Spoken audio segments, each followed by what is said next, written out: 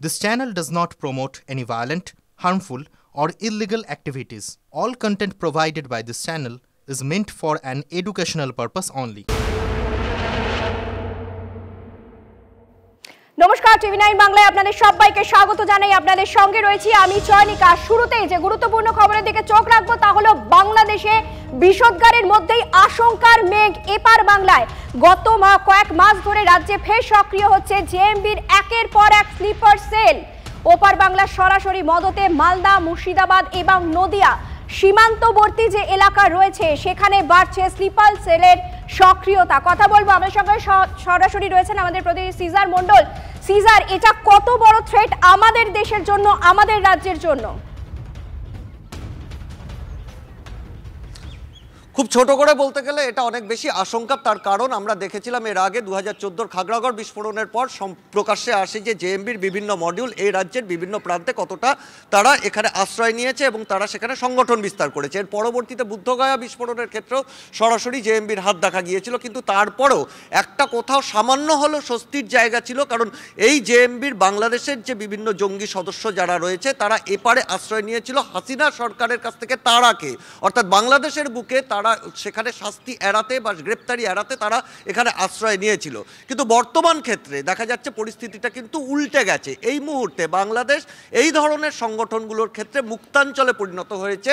তার কারণ খাতায় কলমে 9টা সংগঠন, জেএমবি, জাগ্রত মুসলিম জনতা বাংলাদেশ সহ 9টা সংগঠন সেখানে নিষিদ্ধ হলেও গত কয়েক মাসে দেখা যাচ্ছে তত্ত্বাবধায়ক সরকারের আমলে তারা প্রকাশ্যে তারা সাংগঠনিক কাজকর্ম করছে, তারা সভা করছে, তারা বিভিন্ন মিটিং মিছিল করছে। এখান থেকেই স্পষ্ট যে বাংলাদেশে ইউনিট সরকারের পেছনে যে মৌলবাদী শক্তিগুলো রয়েছে তারা এদেরকে যথেষ্ট প্রশ্রয় দিচ্ছে এবং সেই জায়গায় এই মুক্তাঞ্চলে দাঁড়িয়ে তারা একবারে যখন তাদের স্লিপার সেল যে সংগঠন তারা এর আগে তৈরি করেছিল সেই সংগঠনগুলোকে সক্রিয় করার চেষ্টা করছে। এবং ভারতীয় গোয়েন্দারা সবথেকে যে উদ্বেগজনক তথ্য জানিয়েছেন স্বরাষ্ট্রমন্ত্রকে, সেখানে স্পষ্টই বলা হচ্ছে হরকাতুল মুজাহিদিন বাংলাদেশ হুজিবি তারা এই মুহূর্তে সক্রিয় এবং তারা এর সঙ্গে যোগ দিয়েছে এবং সেখানে সরাসরি জামাতের বিরুদ্ধে যে এর আগেও পাকযোগের ইঙ্গিত ছিল সেটা আরও স্পষ্টভাবে প্রমাণিত হয়েছে। অর্থ এবং লজিস্টিক সাপোর্ট তারা দিচ্ছে এবং সেখান থেকে দাঁড়িয়ে বাংলাদেশ যেখানে মুক্তাঞ্চল সেখানে এই রাজ্যে বা ভারতের বুকে কোনো ধরনের নাশকতা এরা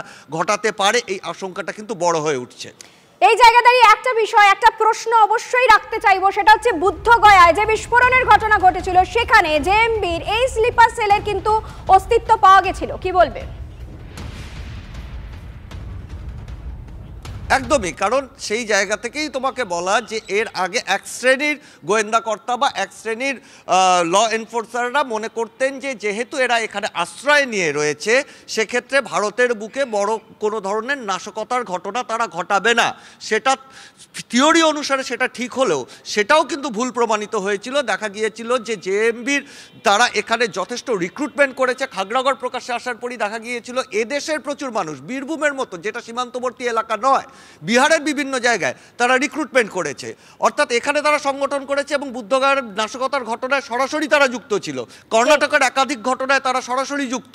তাহলে এই মুহূর্তে যেখানে তারা ব্যাকআপ পাচ্ছে বাংলাদেশ থেকে, বাংলাদেশ যেখানে তাদের মুক্তাঞ্চল হয়ে উঠছে সেখান থেকে ব্যাকআপ পেয়ে এই রাজ্যে বা ভারতের বিভিন্ন প্রান্তে নাশকতার ঘটনা ঘটানো তাদের পক্ষে অনেক বেশি সম্ভব এবং সেই আশঙ্কাটা অনেক বেশি জোরালো হয়ে উঠছে।